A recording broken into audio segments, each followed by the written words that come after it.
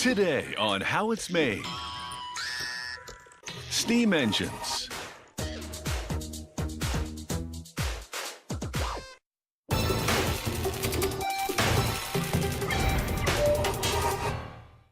The first modern steam engine was invented in England in the early 1700s, helping launch the Industrial Revolution. Today, there's a return to steam power. Due to its different configuration and combustion process, a steam engine produces less pollution than a regular internal combustion engine. This steam engine burns fuel in an external combustion chamber. The resulting heat turns water into pressurized steam that enters the cylinders, pushing pistons, turning a crankshaft that powers the drivetrain. Because this engine doesn't burn fuel inside the cylinders like a traditional car engine, it can run on any type or mixture of fuels with fewer emissions. The circular engine block is made of aluminum. Technicians install studs to hold 6 stainless steel cylinders. Due to the constant exposure to steam, all engine parts are made of rust-proof materials. The technicians insert a piston into each cylinder. The piston is aluminum, with a heat-resistant carbon cap and glider to isolate it from the cylinder wall.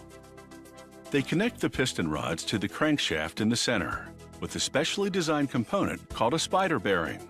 This bearing is designed to modify the piston stroke, producing a smoother rotation of the crankshaft and more power to the engine. Unlike a traditional car engine, with cylinders arranged in line, these cylinders are in a radial configuration and therefore equidistant from the center. This prevents the engine from warping under high temperatures. They place a counterbalance over the spider bearing to further smooth the motion of the crankshaft. Now, they install a pushrod over each cylinder. It operates a valve which lets steam enter the cylinder and move the piston.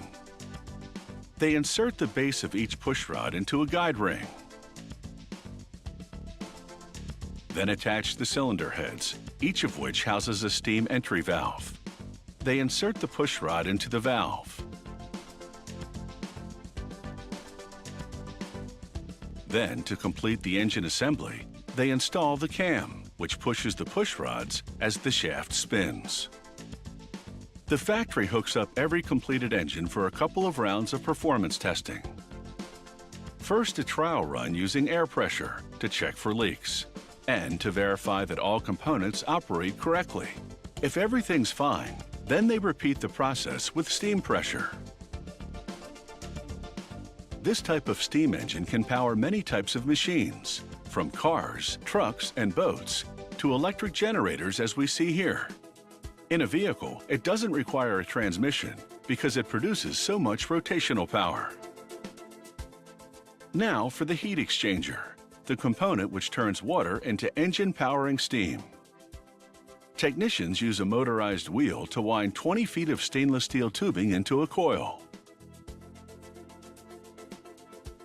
They bind the coil with steel thread, putting a stitch in between each tube to create a minute gap. That way, when fuel burns in the combustion chamber, the heat can travel over and in between the tubes, heating the water inside faster and more efficiently than if the heat would contact only the coil's top and bottom surfaces. The result, superheated steam in just 5 seconds.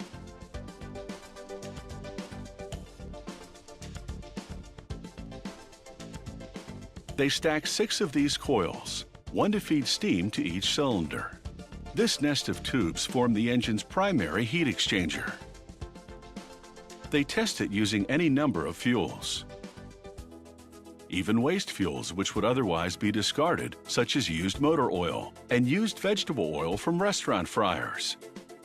Virtually anything that burns will do the job. The fuel combusts at low pressure, not at high pressure as in a gas or diesel engine. That means burning fossil fuels to make steam produces far fewer greenhouse gases. And most hydrocarbons burn off completely within the sealed combustion chamber. You never have to refill or top off the water because a condenser cools the steam back into water, which then recirculates. Water is not only the working fluid, it also acts as the engine lubricant. So the steam engine doesn't require motor oil. Besides fuel combustion, this modern steam engine can run off other heat sources, such as solar heat and exhaust heat from furnaces or engines.